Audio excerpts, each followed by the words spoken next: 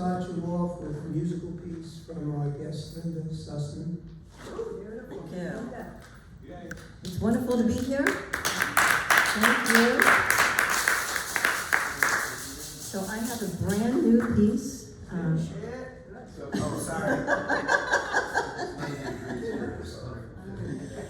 This is called, is this carrying out there? I have no idea. Yes. Okay, it's called Rising Up.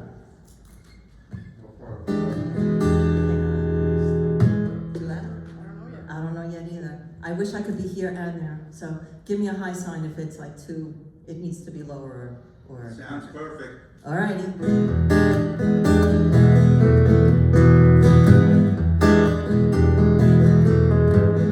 There's a fire burning way down low in the pit of history. It will be told. Books will be written in ruby red from marks on the walls that begged and begged. Rising up, we gonna rise. Keep hope together on our side.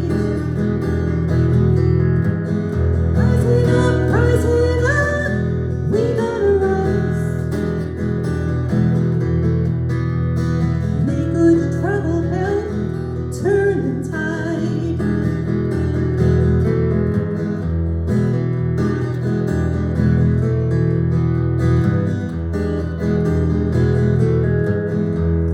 Rest won't come when the rooms stay lit,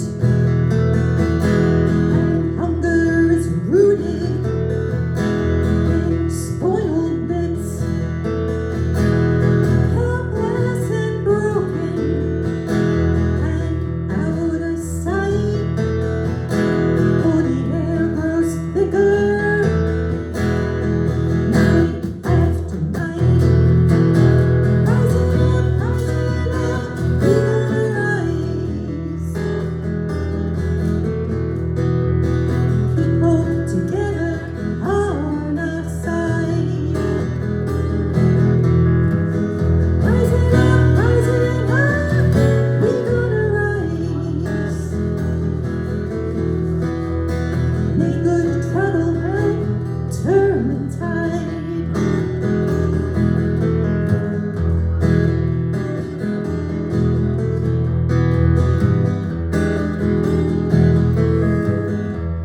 Hearts running cold with ice and greed. Streets lined with power, full of deceit. We can melt all the hate that's hard as stone, and move the darkness that's been homegrown. Rising up, we gonna rise. Keep hope together on our side. Rising up, we gonna rise.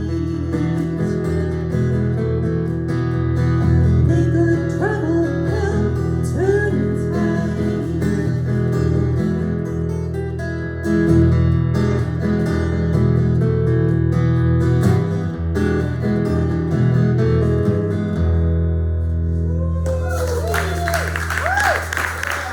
Thank you.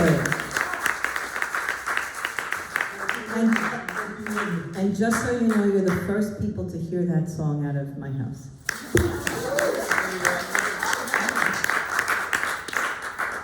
My name is Robert Savino, and I'm on the board here at the Wittenberg Birthplace, and I welcome you on behalf of our Executive Director, Caitlin Shea, the Board of Trustees, and the staff to the Whitman Birthplace Museum.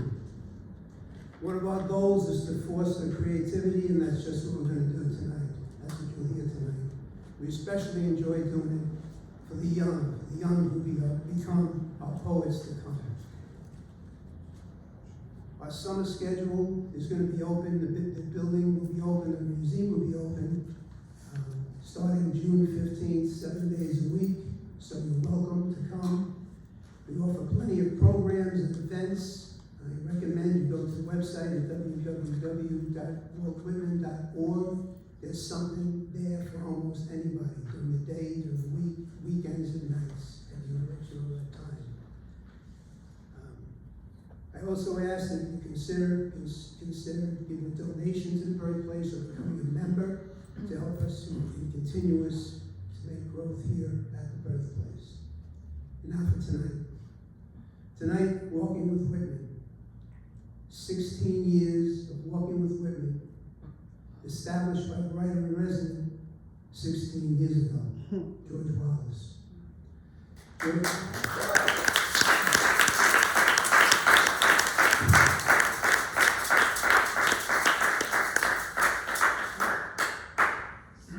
George is going to introduce two wonderful poets. We're going to have some music a little bit in the middle and to conclude at the end.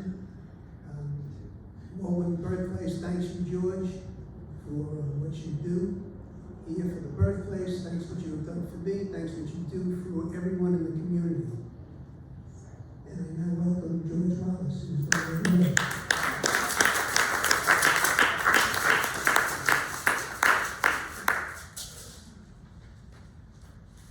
George, welcome.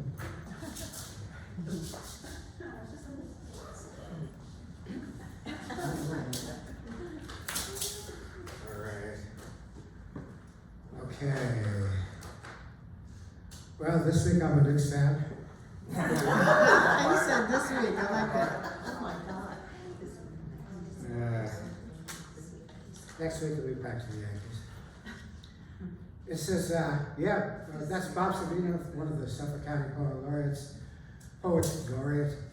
We also have Barbara Southern here in the house, a former Suffolk County Poet Laureate. So recognize you and recognize, I think everybody pretty much may be familiar with each other. So welcome all to the midpoint in the 16th year of doing Walking with Whitman. It's something that, I was told good programs last about 5 years and they move off of the conveyor belt when new programs come online. Condé Nast actually does that. Magazines quite a bit. But as many of you know, we did the Bard for probably 20 years. This is going on 16 years. It's still going. We're ticking with it. We'll see how we do it next year. But it's been a pleasure to be able to pair poets from around the country and in fact around the world with regional poets month by month. To do that kind of sharing and to expose the local community with a broader national and international community. So that's the program and how it's meant to work and what its accomplishment is supposed to be. We also do have here at the Walking Birthplace Poet in Residence program. Cornelius Senior was here just 2 weeks ago. He's the latest one. It's been going on since Bill Hay and maybe Alan Plans and David Ignatus. It's been going on a long time. And those are the, that's the 18. That's the 18. For the kind of performance that they do. But we have this unique function that we play. I think it's unique on Long Island to have this, and so the fact that you're here to support Walking with Whitman is something that I personally appreciate. This year we've tried to tool it for various reasons, so we're drawing from New York State, for people from New York State coming in to pair with regional poets. So there's kind of like an intersection between New York City people that have some association with Long Island, and Long Island people that have some association with New York. And it's been an interesting experience. But this particular evening brings to us here at the Wittenberg birthplace two of the what's the adjective? Foundational? No.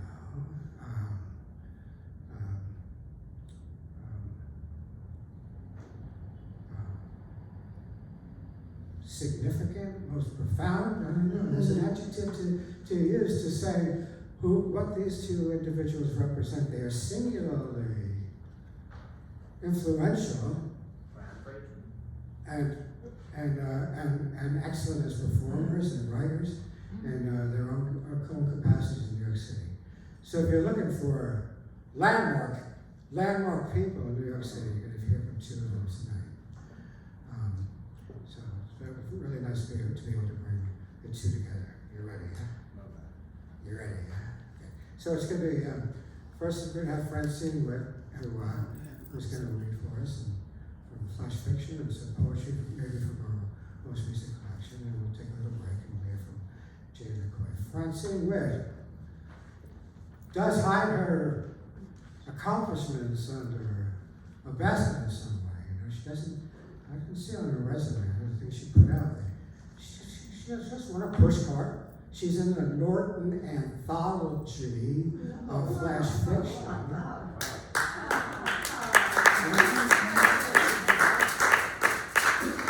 Which makes me agree with that.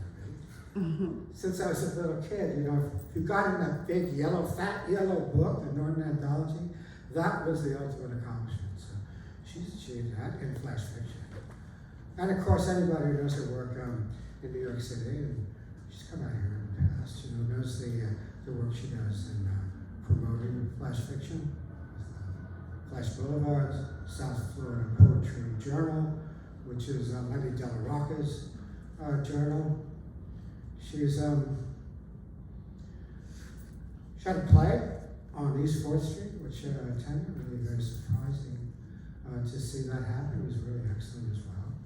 And perhaps most well known for her work as an impresario of poetry events and supporting communities of poetry in the metropolitan area. 4 of the boroughs, I don't know that's that borough, a couple of the boroughs. Former New York City school teacher, retired. Lucky her. Please welcome Francine Witte.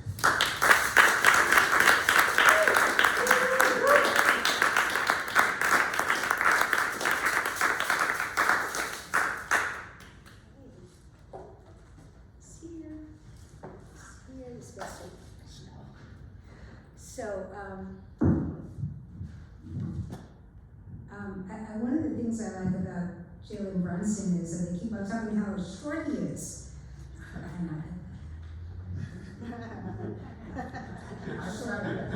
Short brother. So, I just want to let me set my timer here because I'm just that geeky. So I do want to warn you that not all of what you hear is true, because in my poems, sometimes I have children, daughters mostly, because I know their routines, flatters and tampons. To invent boys, I would need to ask questions, learn to talk sports. In my poems, sometimes my children appreciate me. Pretend daughter Fiona says things like, "Mom, if it weren't for you, I'd be living in an essay, for crying out loud." She's right. If I were a made-up child, I would prefer the crinoline swish of a simile, so much kinder than the hard angles of nonfiction. A pretend son wouldn't be so generous. He'd say, "He's alive," and tell myself to feel better about what I haven't done.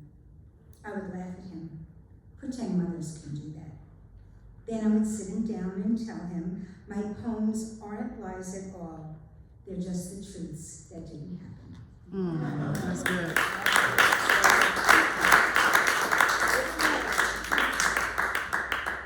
So I'm going to read a few poems from my new book, which I have over there, if you want to relieve me of some of my copies that I She's brought sorry.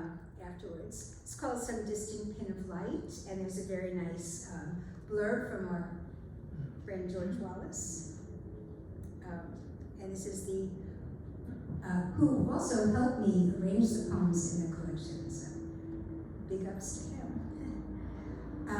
This is the first poem from the collection. It's called Map of Me. Let's start by saying this isn't a map you'd fold up in a glove box or put up on a GPS. And maybe it's not a geography anyone wants to travel. I mean, hell, some days even I don't. It's just that I started drawing it one night after too many glasses of wine and somebody asking me what I was looking for. He probably meant in a husband, that loaded question online dates ask when they're trying to get laid. I said, there's a part of me that wants kids, and I labeled that part the ovaries, somewhere mid-terrain. Meanwhile, my brain up north kept saying white carpet, spontaneous sex, and other childless things. This went back and forth until I gave up, zigzagged, random lines, fake boundaries, and now anyone looking at me can see that my borders are always shifting. If you try to read this like a real map, it's liable to drive you into a lake. Meanwhile, my roads go unpaved, my routes unmarked.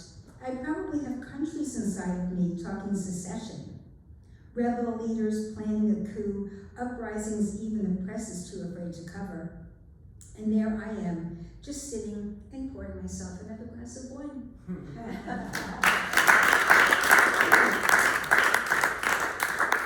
And this is the last poem in the collection. And the last line is Some Distant Pin of Light, and that was George's arrangement, so again, big ups to George.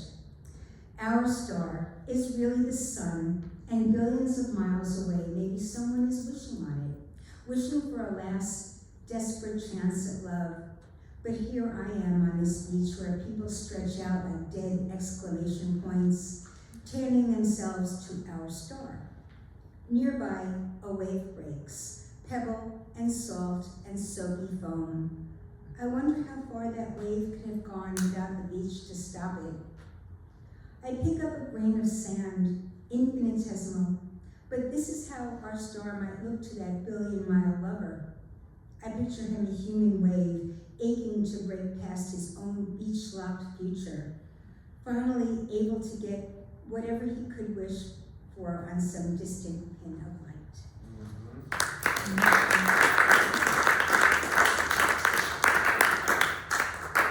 And I want to very much express my appreciation to the Walt Whitman birthplace. This is like a beautiful, storied place to read.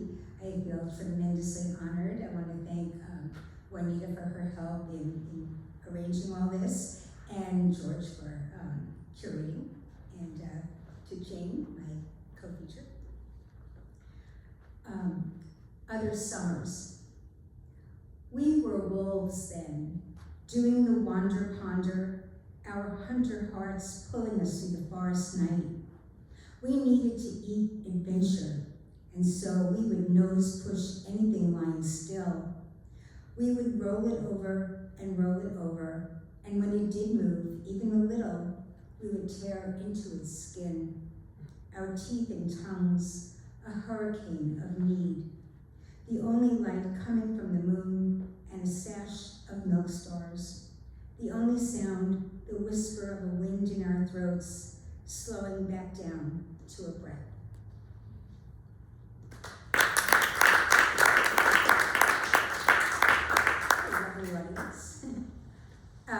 The year of you gone. It was month number 5 in the year of you gone. Some people still called it May, not me. I wouldn't give it a name, it barely deserved a number. Though the whole year circled me in a 0. Everywhere was sad with daffodils hunched over like old women, branches scabby and bare. You would have liked it, this year of you gone. Might have said it suited me, but you were busy elsewhere with your own year, paintbrush of leaves against a pastel sky, The sun, not a zero, but more of an open mouth filled with fancy words and promises that would vanish quick as dandelion puffs blown into a trusting wind.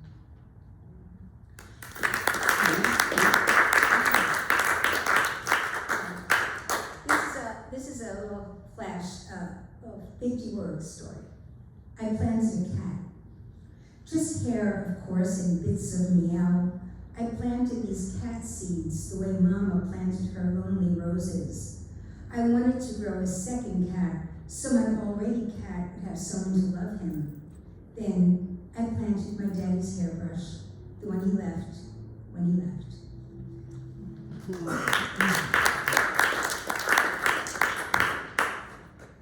This is also a little flash. Sister. She'd follow me, puppy that she was. The two of us knew in the bicycle wind, the mist of adolescence just ahead, but not just yet. She'd grab the flounce of my jacket, she on her roller skates, me on my bike. She'd squeal me to go faster, go faster. I wanted to slow down to an ooze, never wanted to get the part where her daughter calls one night to say she's gone.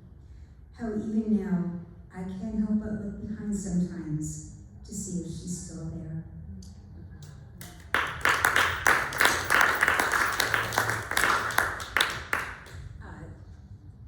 This is in the voice of a man. Instructions for my funeral. Buy me a new suit for crying out loud. The suits in my closet reek of weakness and my mistress's musky sweat. Tell my wife how ridiculous love became after all those years. Tell my children that I should have hired other fathers to make up for the one I wasn't. Invite my parents. Never mind that they are long buried. Write out an invitation and mail it to their graves. Most important, make sure that I am really dead. All those stories you hear about fingernail scratches and knuckle prints on coffin lids. Stick me with needles, set fire to my toes, and then, when you are very, very certain, hire a harpist, dress her up like an angel, starve her until she is translucent and wan. When the mourners arrive, seat them too close together. Give them something to complain about other than my death. Afterwards, take everyone out for coffee. Remind them that I didn't make them go to the cemetery and that as they bite into their squishy donut, a hole in the world is being filled in, and I am at the center of it. Tell the waitress, the check is on me.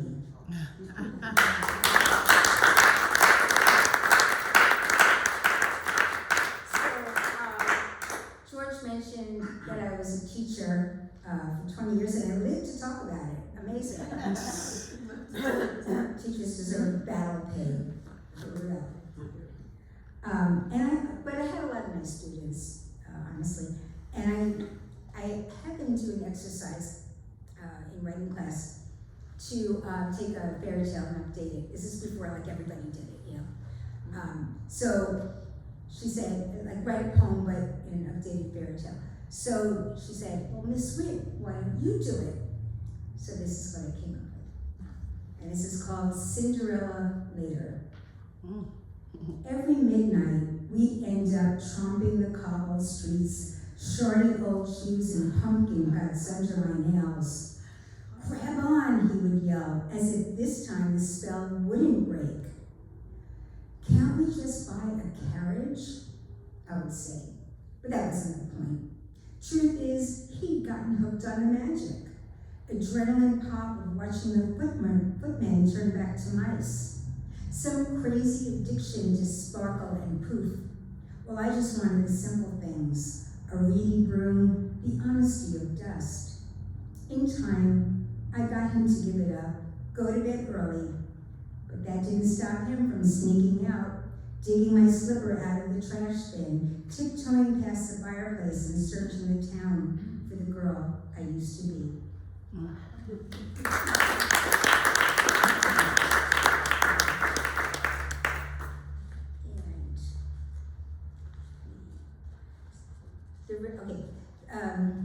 The river's wife.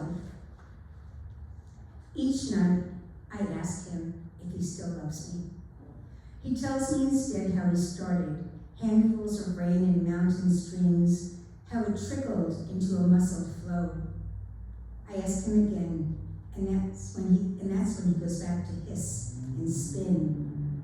I give up and head home, lonely, cutting my feet on scrags of rocks and fallen twigs. Some nights I wake up, go to the kitchen, turn on the faucet full blast, water fingers lacing my own. My father warned me, said that the river is made up of tears from all the fish that never made it out to sea. He said he was a river once, a foaming, raging twist of a man who lured my mother from the banks, how she gave up girl life to his tumble and roar, how I myself am part river, how if I listen close enough, I can hear the whoosh that is louder than the beating of my heart.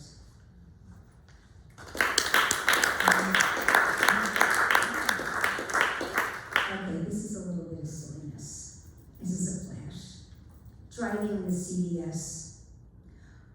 I'm in an Alfa Romeo, not the fancy kind, not the Fellini kind, but the kind you might see in a dream. Not a fancy dream, not a sleeping beauty dream, more of a too much tequila and what was I thinking dream. Anyway, I drive into the shampoo aisle and boom, there's my sister and she's alive again. Not in a stealing all my boyfriends kind of way, but more of a we did share DNA kind of way. And I'm driving in the way she would like, fast and careless, but not in the careless way I stitch together things in a dream kind of way. But more in a it's just easier to go along with kind of way.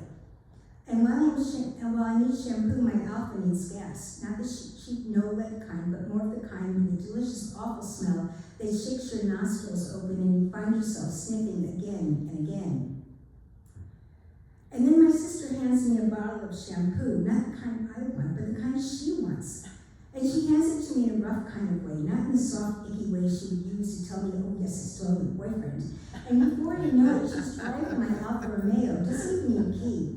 And she's washing my hair with gasoline, but not in the soap commercial, look at all that lather kind of way, but in a you should have kept an eye on your boyfriend kind of way. And then she drives out of the CVS, my hair dries, and it's still dirty and stinking out of gasoline, and I check my feet to see if they're still there, because I still need them to walk home. That is, if my sister hasn't taken them too.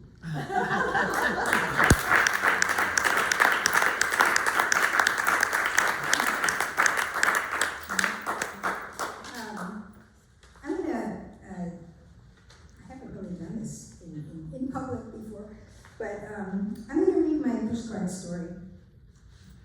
It's a flash, it's not too long.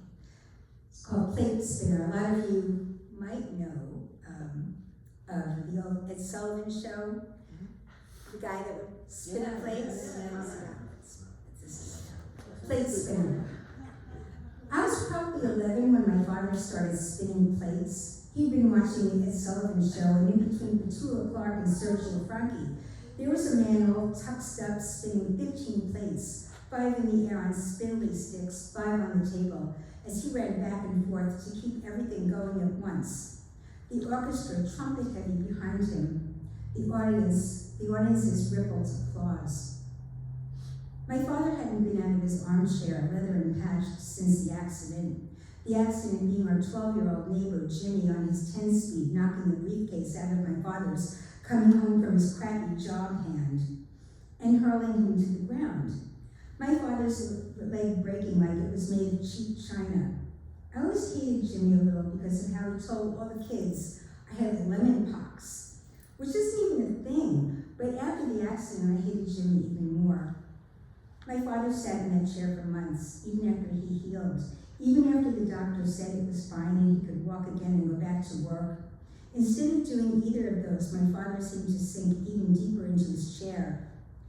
This accident, he said, was the best thing that ever happened. My mother didn't agree. She was at work all day at the flower shop. We're not going to starve, she said, but a man has got to do. Do, my father scoffed. I do all day for a punk half my age, always telling me, call this client, go make a sale. He shook his tired head. Enough, my father said, it's enough. And that's when he saw the plate spinner. God, he said, if only I could move like that. The plate spinner eased back and forth, twirling the sticks with plates on top, making sure this one twirled and then that one. And as soon as they were all in play, he'd go to the plates on the table. He'd set the plates on the table in motion. One little wrist flick, and then there they were, all of them turning in the same direction at once. The next day, my father got up out of his chair. When my mother said, "Oh, how wonderful, now you can go back to work," he said, "No, this is not work." He went to our china closet and took out 5 plates, bone white, with tiny little flowers along the edge. He set them on the dining room table. He wasn't ready yet for the sticks, but he seemed convinced he could handle the plates on a flat surface. Certainly he could make them dance. He could make them dance. And he did. My mother and I held our breath as the plates and he came to life at once. My father was able to find a rhythm in those plates that he had lost everywhere else. They seemed to love his touch. My mother didn't seem very concerned about the china. "Oh, we never use it," he said, "and if it makes him do something, I'm glad." From then on, every night after dinner, we were eating together as family again. My father would clear everything off the table. He'd lay down a linen tablecloth. The linen, he said, kept the plates from sliding off. Then he took the plates out of the china closet and set them nicely in a row. He looked them over and put his finger under the rim of the first one, then the second, just as the man on TV had. He moved on his leg, which seemed like it had never been broken, as if he were leading his own line of ballerinas, all tutus and pirouettes. And my father, waiting for the trumpets to come up, followed surely by the applause.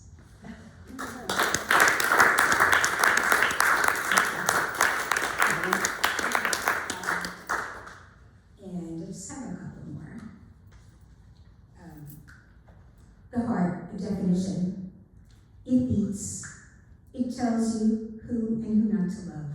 It tick-tocks your body, easing you farther and farther away from your birth. It is a valentine, cut up in velvet and built up with chocolate. It doesn't stop until you die.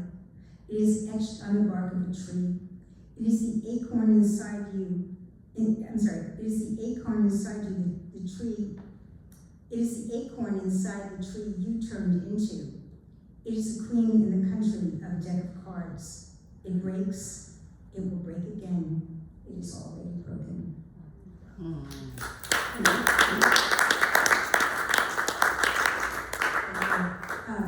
This is called The Moon Takes the E-Train. This was in George's, he did that wonderful anthology a few years ago, New York City Poems. And it's about that. It's a prose poem. The moon takes the E-Train. Stumbles drunk from downtown diet, swirling himself milk into coffee down the stairs and onto the train, and then forgets his way home. Gets off instead at 40 Deuce, looks around and remembers the old style scene, hookers and porn flicks, how often in his fullness he would push some poor sucker into Mr. Nasty's peep show. Watch them skulk out later, face wiped off, slither home to Bridge and Tunnel, lighter $20. But then the whole place went carnival, wax museums and kiddie theater, life-size Elmo and Elsa, who will pose with you for a hefty tip. And he's looking around at all the lights blinking into the dark and dark, and that's when a couple approaches the moon and asks to take a selfie. How much it would mean, what would the moon be the thing that made them fall in love? And the moon has heard us all before, how he's pulled the tides and pledged romance, but really, he has a long, long night ahead trying to remember which subway will take him back to the sky. But instead, the moon takes a breath, looks at his reflection in the couple's eyes, nestles in between them, and smiles.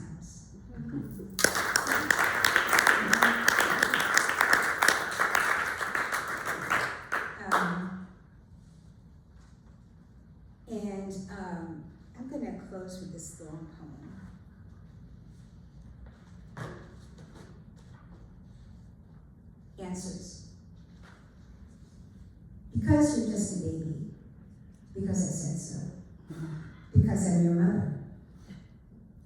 Because I have to go to work now. Because when I come home, I'll be too tired. Because that's how it's always going to be. Because I'm your father. Because you're a big girl. Because your mother said you should listen to me. Because I'm a babysitter. Because I thought you wanted a baby sister. Because you have to share me now, because your sister needs me more than you do. Because in kindergarten, we learn to share with others. Because the other children need me too, because I'm a teacher. Because I have to work so we can have money. Because I'm your father, and that's what fathers do. Because I love you. Because I love you.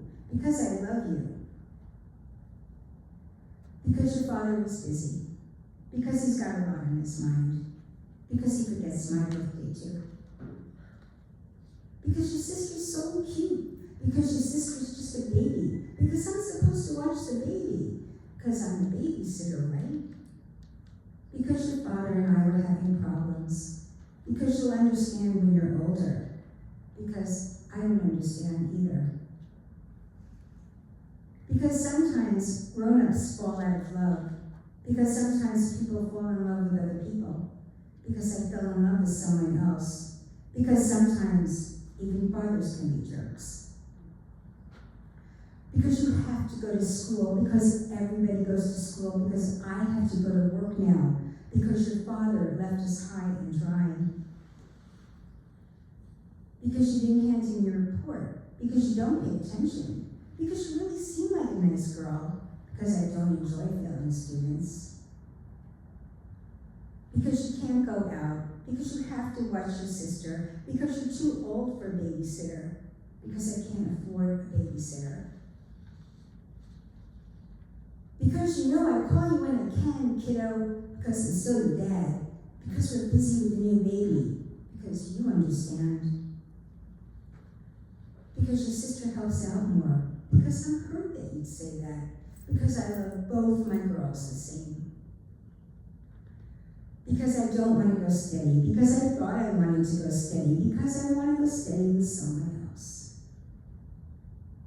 Because boys only want one thing. Because I know all right. Because that's how I got pregnant with you. Because I had to fail you. Because you have so much potential. Because I thought you'd be more like your sister. Because I'm your mother and I can still punish you. Because I smelled liquor on your breath. Because I smelled smoke on your breath. Because I smelled a boy's breath on your breath. Because I met someone else. Because I didn't know how to tell you. Because I didn't know she was your sister. Because she didn't do it on purpose. Because your sister wouldn't hurt you. Because she's your sister. Because you didn't have enough credits to graduate. Because maybe night school would be better for you. Because not everybody's a good student, right? Because you have to graduate high school. Because both my girls are going to graduate high school. Because you don't want to end up like me, do you? Because I lost your number. Because I like you as a friend. Because I only like you as a friend. Because I don't love you. Because I thought I loved you. Because I love you too much. Because you don't know what love is. Because I don't know what love is. Because I thought I might be gay. Because I thought you might be gay. Because I don't want to hurt you. Because I don't want to get hurt. Because I wanted more. Because I wanted this. Because I'm a fucking jerk. Because you were late 3 times. Because you were always so distracted. Because we really need someone more perky. Because we really do like you. Because we're doing you a favor. Because we can't give you another chance. Because we already gave you another chance. Because we hired somebody else. Because your sister has children and you don't. Because your sister is married. Because your sister calls me more often. Because your sister needs me more than you do. Because we didn't want to scare you. Because we're only doctors and we don't know everything. Because you came in sooner and we could have caught it. Because we really don't know that much about it. Because we really don't know that much at all. Because we need to know what you want to do. Because you don't want to end up a vegetable. Because the truth is, I'm not so healthy myself. Because your sister needs me too. Because the truth is, you can't count on me. Because we didn't realize how bad it was. Because you never said anything. Because you should have spoken up. Because we can't read your mind. Because you should have told us.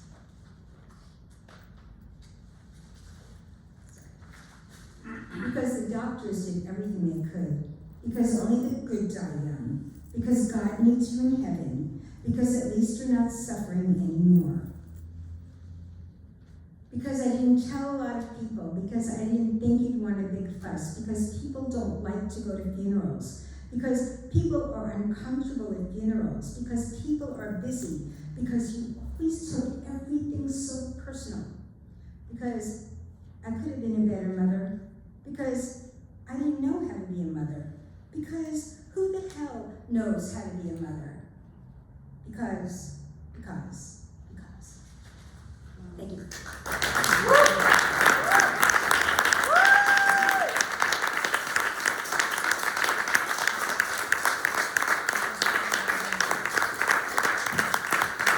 Francine, Witte.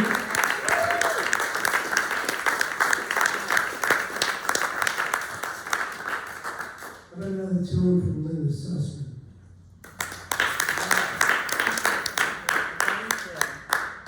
Oh my God.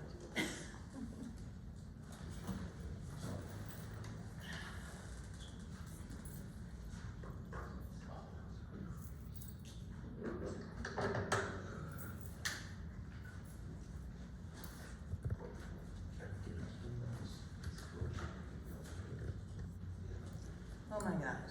I just have to catch my breath. Francine, that was amazing. Yeah. Yeah.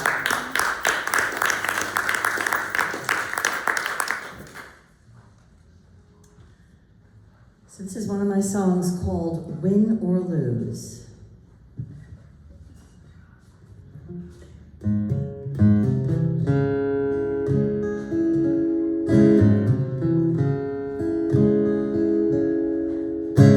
I'm singing the blues.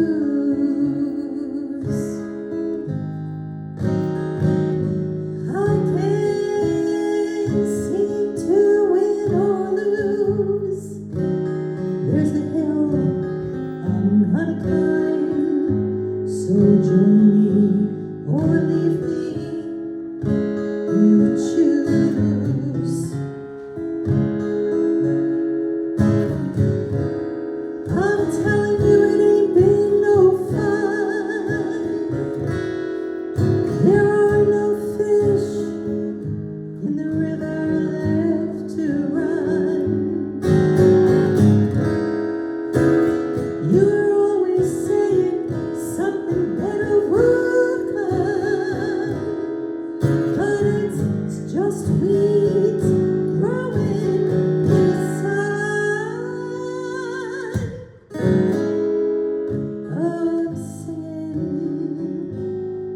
I'm singing the blues. I can't seem to win or lose. There's a hill I'm gonna climb. So join me or leave me. You choose.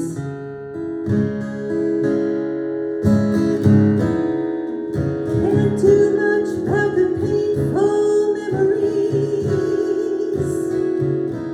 Collect my sorrows to smolder like burning leaves. Grief, it would steal and it would bleed. I'm just trying to save what's left of my dreams.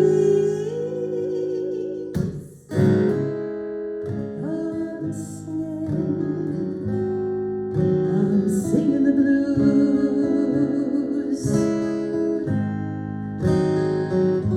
I can't seem to win or lose. There's a hill I'm gonna climb. So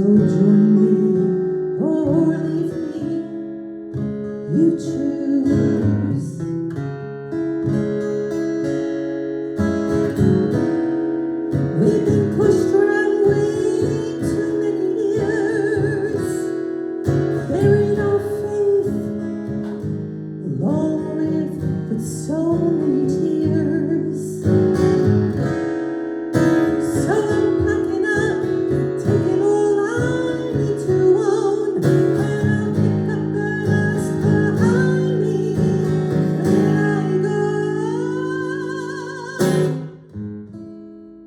Oh, I'm singing the blues. I can't seem to win or lose. There's a hill I'm gonna climb. So join me or leave me, you choose.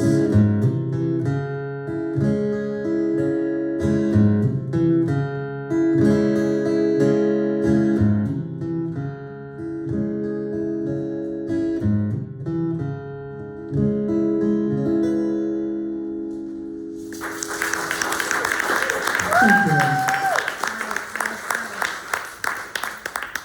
Linda Sussman, thank you, Linda. Thank you.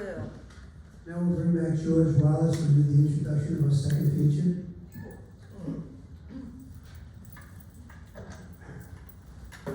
Let's hear it one more time for Linda.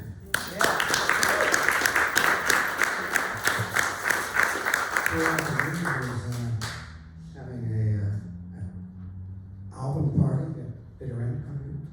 Not an album party, it's, I don't know if any of you listen to, or used to listen to WFUV and know John Platt.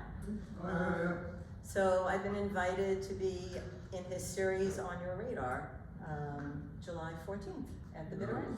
Yeah.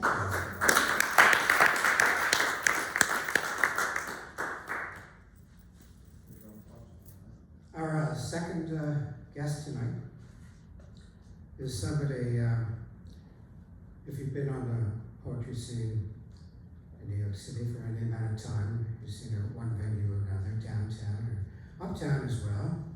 Also, I think still an active New York City school teacher in the school system.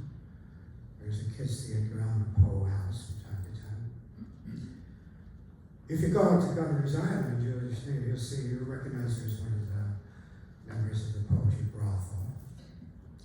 If you go to a Donna Manzano event, you'll notice that she's one of the few people that actually does come as you are, which is what Peter and Kat tells people to do. She comes dressed, in costume and stuff. So this is a person whose performance idea of making experimental theater and theatrical experience and performance a fundamental part of what she does as a writer and performer, and puts on a very, very inspirational, exciting show.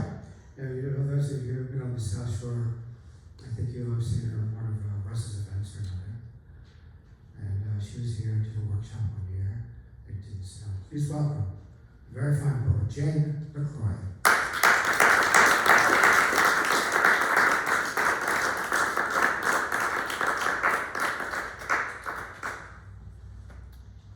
Thank you. Francine, oh my God, isn't she amazing? Yeah. She's amazing.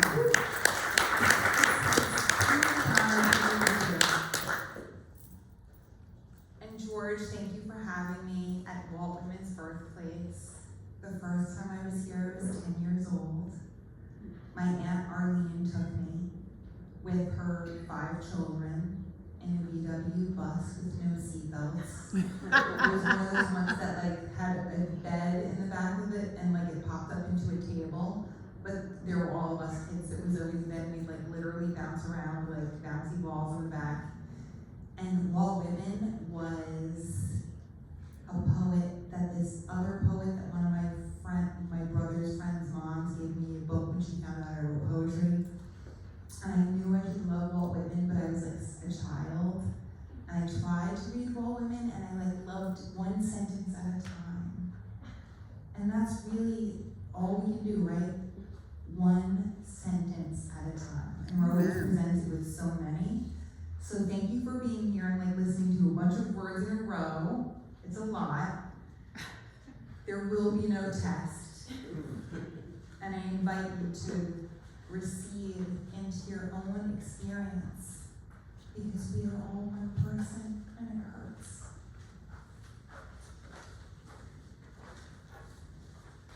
We really are. That's what makes infinity possible.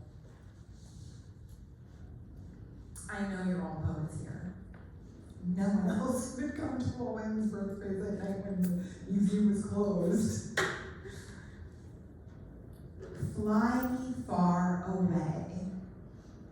I said to the streets that shuffled me along their cobbles like a strange wheel, bumping, rolling a good time on a dark, cold night alone, because I never thought it would be hard to get regular hot sex when I was a healthy girl with a warm smile, who was good at listening to problems and dumb jokes and the same stories over and over without complaining. But it turns out, big hunger gets you hungrier. And I broke a lot of hearts and dicks and drained the cheese, so I begged the streets to put me in the sky and fly me far away. But the streets laughed and said I was far out enough, so I should just stay in this famous city where I know the hosts of the artsy parties and get fancy invitations to birthdays and shows where I get to be practically naked and never apologize for my loud voice and sharp tongue that scares a lot of horses. And when they gallop away, I can just jump onto the big animal and we'll get to the green of the Kentucky Derby, where they'll all appreciate my hat, my style. So gamble away on the horses with the best names, because a good life is just a good poem you write with good words in a good order. Whatever good is, you get to define for yourself. Don't look at their dictionaries. Their dictionaries are your own, and you never get to be fluent in anyone else's tongue unless you are deeply kissing them, and only then for those few moments, because even the longest kisses are still not so long as the poems we write about kisses. Those get to last forever. The kiss never lasts forever, but the poem does. Art is the longest action you can take. Poems are like the cobbles that bring a horse to you and get you to the place where you can gamble based on names. And there you have the religion of the people in America. They're all mixed up and stirring the world and breaking the hearts and the dicks, draining the chi, and you can never get far enough away so that it stops hurting. But you get the poems and make books if you're lucky. Thank goodness for the copy machine. See, Walt Whitman has his press right over there in miniature. And staples. Gallop the stapler along those spines and make the gutter of books and get your poetry out there. Yeah.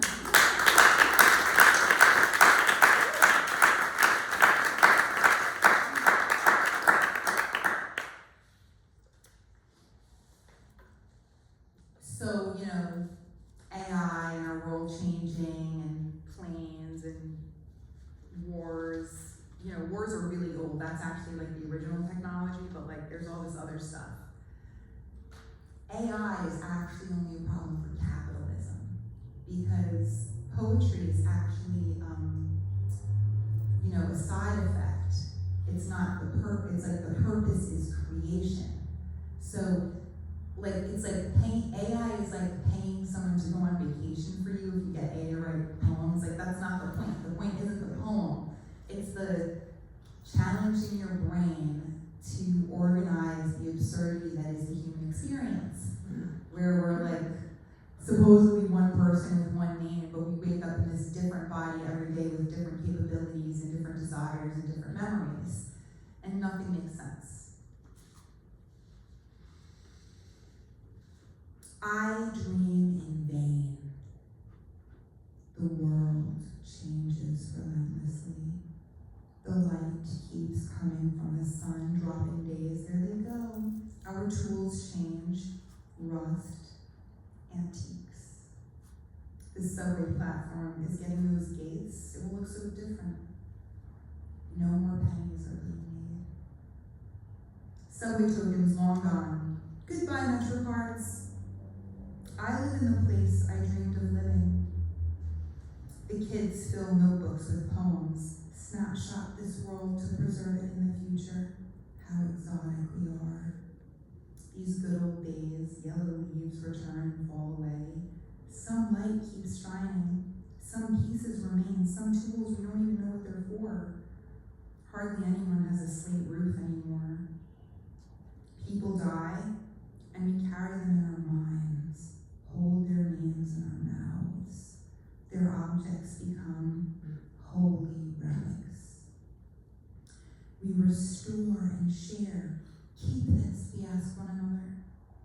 Write it down. Take this mysterious object and think of when it was new and how the world it belonged to is gone.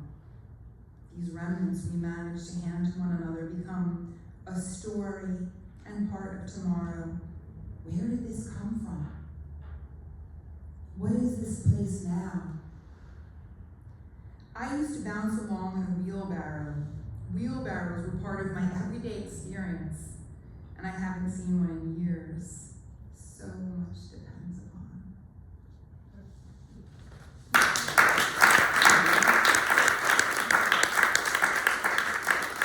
I'm reading you guys like the real poems that I don't read at poetry readings because like you guys are poets, so you get you're getting it. This is really I'm really excited to be here. It's such an honor, especially because of all of you. Oh my gosh.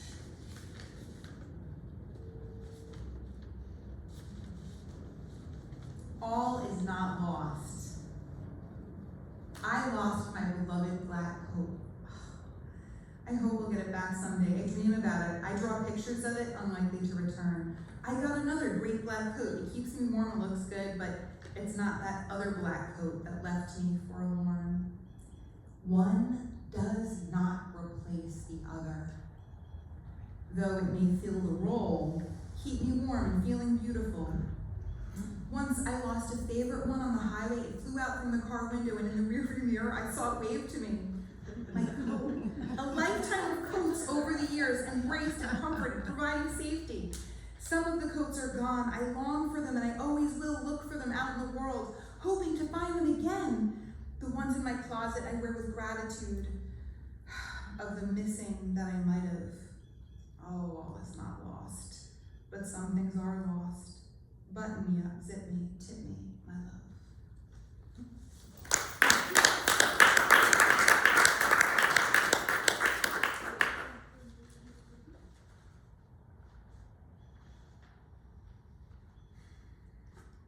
The day after. The constellations are a huge disappointment.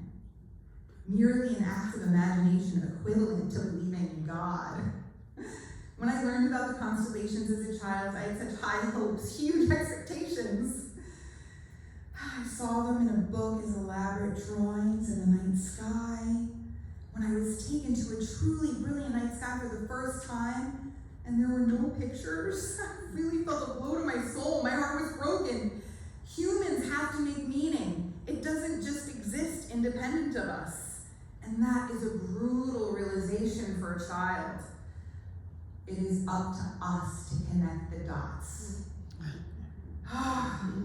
The stars were my first love, and the constellations my first heartbreak. I wish no one ever even told me about the stupid constellations. What a letdown. They're not pictures at all, but a visual mnemonic device for identifying distance relationships, the opposite of closeness, between magic lights that are beautiful enough.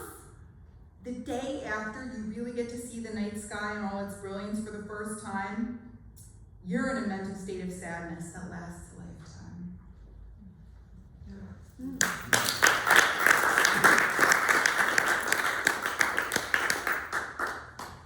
Such a great audience. All right, I'm gonna read you a long poem. I never do this, and I'm really excited. I've been wanting to read this poem forever. Stylophones, do any of you know what they are? I love like weird musical instruments, and this is an instrument from the 1980s, and it was on the verge of being electronic. I mean, it was an electronic instrument, but it still had this like pen connected to it, and you'd like draw on this, like surface that would make different sounds. It was like a trombone of electronics. It didn't have frets. And it was like super cool and weird and only existed in the 1980s. There are no more, there never will be. The stylophone. I mean, there's like the old leftover ones, like the coat in the closet, but. Everything breaks, especially if you love it. Use it, push it, need it, want it, like shiny eyes that pull you off and skin that makes you burn, and sick and sorry and stupid makes you take a stranger's hand and put it up your shirt against your breast with no bra. Your breasts are small and your big heart paralyzes him, and your lover watches and plays the stylophone. That is broadcast in 1996, and at first you darted from his kiss, but now followed him to this room in a squat with no stairs to the door. You had to jump up to it as if you were getting out of a swimming pool with no water to help you lift you up, but you float anyway because you are made of water. And it's not pretty, but your peers still like you, even though there is something wrong with you, and especially because there is something terribly wrong with you. And maybe they can help you stay warm. They say, wear my coat, wear my hat, wear my body around your body, wear my hands on your face. And you are forever in that broken building with a pirate radio station that will be someplace else tomorrow. But you'll always be a statue in the diorama of that moment, in that old-fashioned museum of your mind. Display is all CGI these days. Our shadow box has gone the way of the dinosaurs we made up when we got their bones all wrong, before we knew they were birds, back when they were still pure monsters. Godzilla was a puppet. The Swamp Thing was makeup. King Kong was a costume and a murderous mechanical arm. These were physical things that seduced our imaginations. Once we needed the body. The museum was all bodies, small mammals splayed, eyes, glass, or just cotton fluff. We put them in boxes, and labels and plaques justified our action. The testament to our reverence. We weren't murderers, we were scientists, we were conservationists, convincing the public the world was worth saving by killing it. 100 years later, I'm halfway, more than that, old now. Killing to preserve is no longer the way. We seduce the public into having compassion for elephants and emu with movies. They do that job now. But I am from the world where you cut the body open and found it full of boxes stuffed with death. Taxidermy, life. Oh, paralyze me. Make it stop right here. Make this solitude last forever. Kill me. Monument this night in the dark where I held a blind man as he swam in my hair and played a white piano, and I left by myself full of wine that a poor man made in Italy after getting home from a coal mine, and was called to the vine by desire, and he worked all night unmilking blood from branches, the way his days were spent getting the black blood from the stone, and how we burn for the things we burn, destroying them to keep them, to show them, to be them. And it's an old ritual.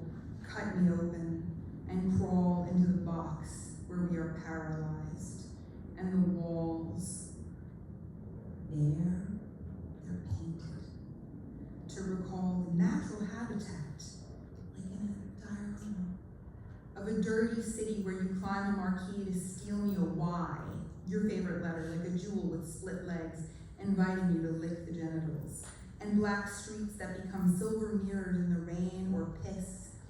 How I filled your fingers that night with the flood from the Y of my body to put a spell on you. Did it work? Do you remember? If you remember, it did.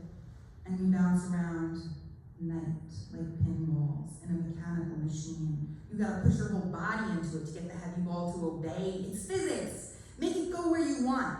Kids push electric light now, pixels on paths instead of balls and mazes.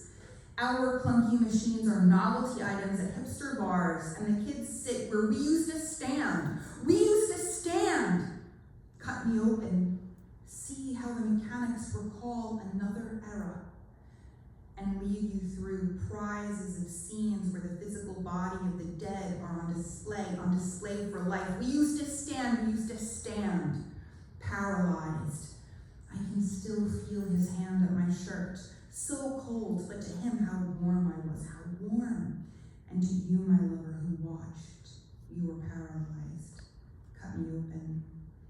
You'll find us like a book to read that we made from scraps and traced with our hands and cut them out, cut me open. Listen for the stylophone from the 1990s, where we are paralyzed.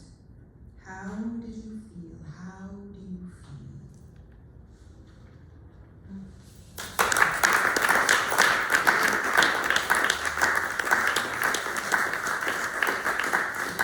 You guys, we're losing the physical world.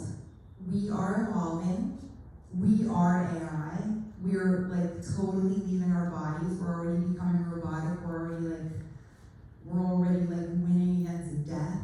And soon we will let go of our bodies. But right now we have bodies. Love the pain of it. This is the spellbook of Ordinary Mistakes. I'm going to read a few poems from it. You can also buy it.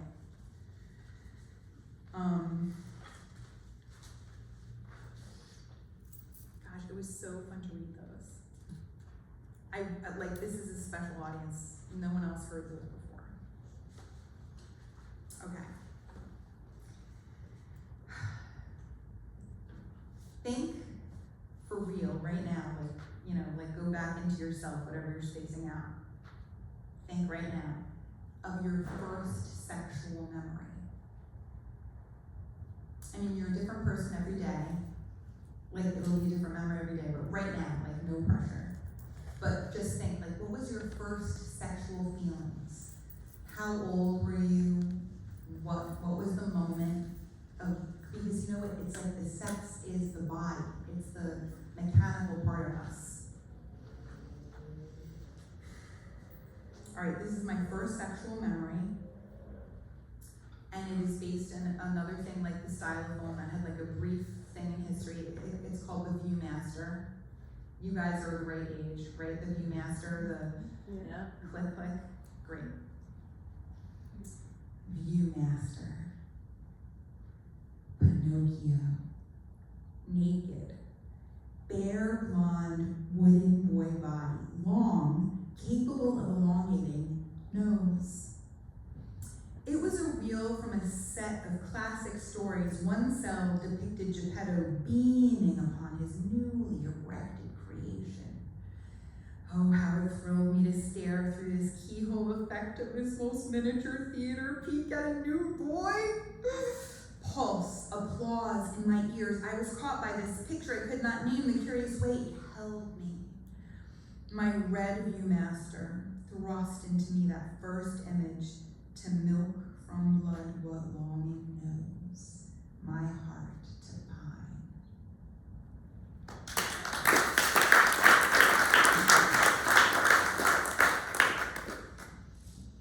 Wonderful. My brother found the carcass under the pantry.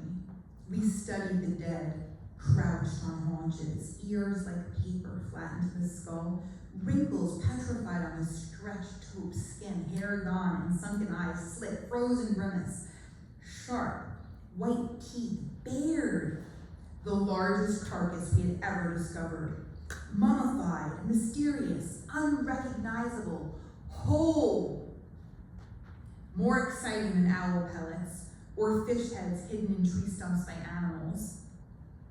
Spring reveals the earth's dark face, peering from packed melting snow, life so dirty and rich.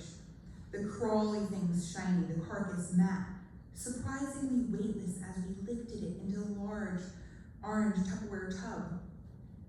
Chihuahua, cat, raccoon, skunk, the most delicate treasure. We carried it carefully on our laps on bus 5 to school down Kings Highway. Bumps in the road memorized. We did not let it bounce. The plastic sarcophagus proudly presented to the teacher. She didn't know what it was either. The kids all screwed up their faces and said, "Ew!" No one seemed to understand. We had discovered death, and we keep it. We took it home and loved it for years, looking under the lid to marvel often. The silence of it, the fixed expression, The discovery was important. We used it to honor the questions we let go unanswered. Even after death, the body is capable of birth, delivering wonder through the material of time.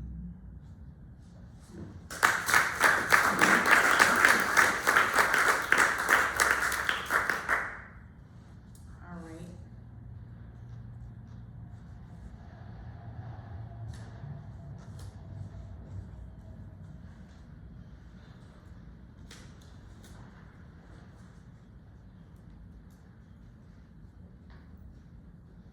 Sexier than God. Dear God, the devil is sexier than you. The devil looks so hot in pictures and movies. I want to make out with King of Bad Boys, my flame. Smile lascivious, I want to know the fiery kiss from his burning lips. He's all red and black, pointy horns, huge cock, ravenous. He's ripped, muscular, tight. Every cell trembling with the agitation of life. Dear God, the devil is hungrier than you. I want to eat with someone hungry, for that is when food tastes best. I want to devour the apple, play with the snake, and climb in the tree. I want to count bones with my eyes and my fingers and tongue. Everything is doomed. Dear God, the devil is lonelier than you. In the name of God, you get the credit. Even when men paint with the devil's own palette, the devil's signature acts justified by you. He's just a supporting role in your world domination blockbuster, monotheism that hijacks human culture, misogyny grandfathered in, tax-exempt status, the eternal recurrence of the same events. Thus spoke Zarathustra. Oh, Atom, dear God, you are all politics and prescription, holy books and religion, requisition of love and righteousness, mere shields and bait to justify hate and make us wait for your myth of heaven that only belittles that which earth has given. Dear God, the devil is sexier than you. And through his sexiness, I'm sexier too.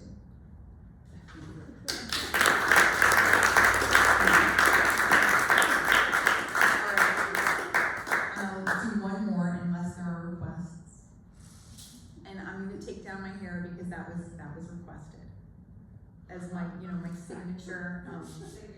You guys all know me though. I feel like we're in the Little Rascals and they're like, let's do a show, and there's no one there because everyone who come to the show is in the show.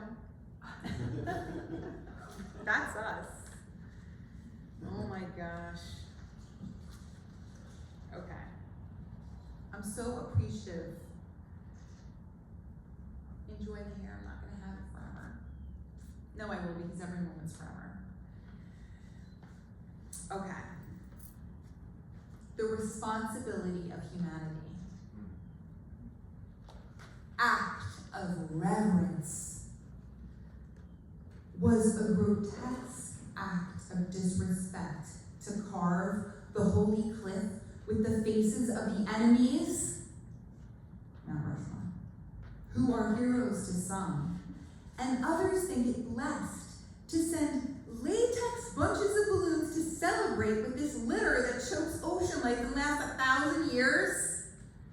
And catcalls are a compliment to Dominican women while they offend the white, and black is the color of luck in the East and misfortune in the West. So depending on where you were born determines if you think women are dirty when they're menstruating, and if eating with your hands is rude, or if you believe in gods, or Allah, or Krishna, or vaccines, or Citizens United, or reparations, or that a genocide is happening in Gaza, or that the moon landing was a hoax. And what is the responsibility of humanity if the USA can't pass common sense gun laws, or stop AI power plants from poisoning poor people in Memphis?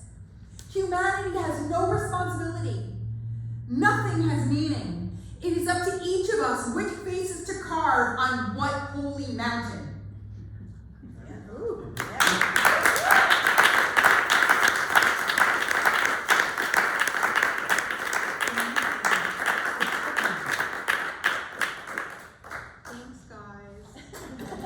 love reading to real poets. Thank you, Francine, and George, and Joe.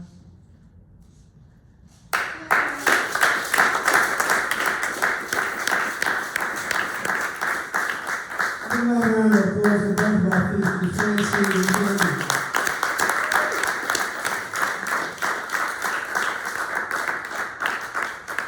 I'm not gonna ask if you like them, because I know you did. So they have books for sale over there on the table.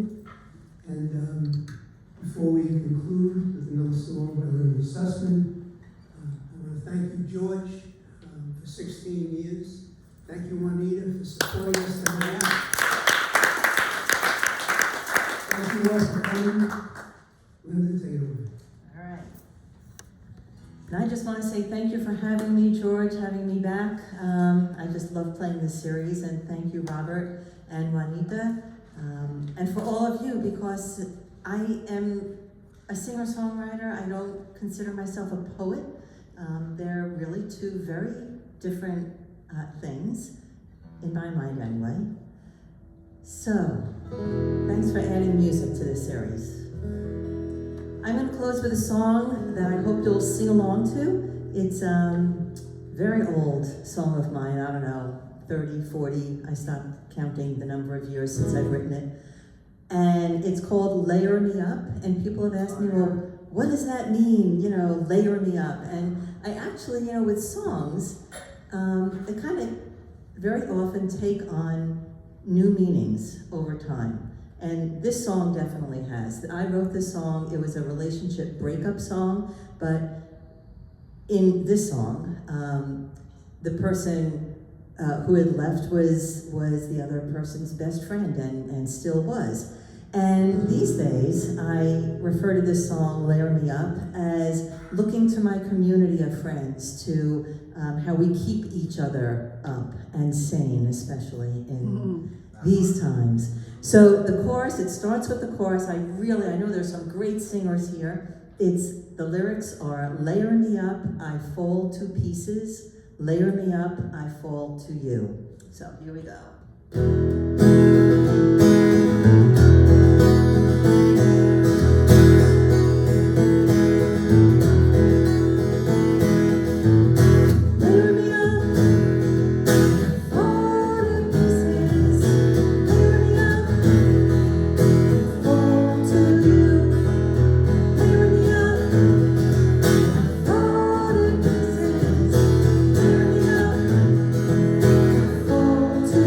All right.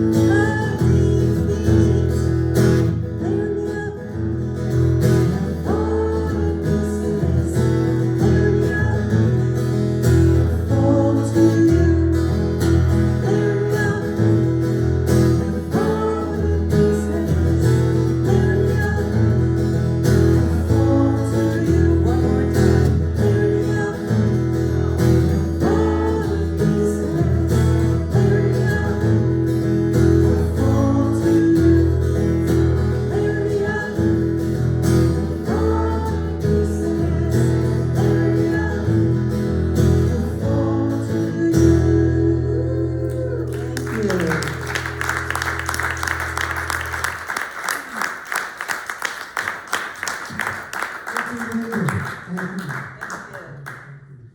you all. Don't forget there's some books over there. Take a look at. Take some home. Buy some. Take them. And there's some snacks left on the table. Please help yourself and mix it up a little before we